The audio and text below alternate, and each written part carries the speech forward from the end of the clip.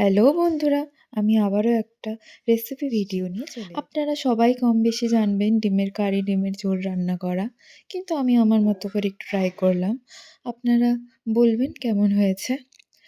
শুরুতে ডিম আর আলুটাকে সেদ্ধ করে নেব। তারপর সেটাকে ছাড়িয়ে ডিম আর আলুটাকে ভেজে নেব।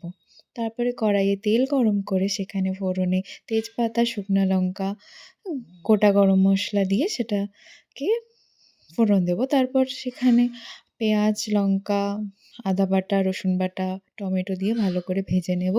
ভাজা, ভাজা যখন হয়ে যাবে তখন একে, একে মশলাপাতি দিয়ে দেব। জিরে গুঁড়ো, লঙ্কা গুঁড়ো, হলুদ, লবণ, স্বাদ অনুসারে লবণ দিয়ে সেটাকে আরেকটু ভাজা, ভাজা করে যখন তেলটা ছেড়ে আসবে তারপর জল দিয়ে আলু, ডিম দিয়ে ভালো করে ফুটিয়ে নিলেই ব্যাস রেডি আমাদের ডিমের ঝোল, কারি যেটাই বলবেন। এটা বেসিক্যালি ঝোলই। গরম ভাতের সাথে পরিবেশন করবেন ঘরোয়া পদ্ধতিতে ডিমের একটা ঝোল। কেমন হলো আপনারা জানাবেন। আমার ১ম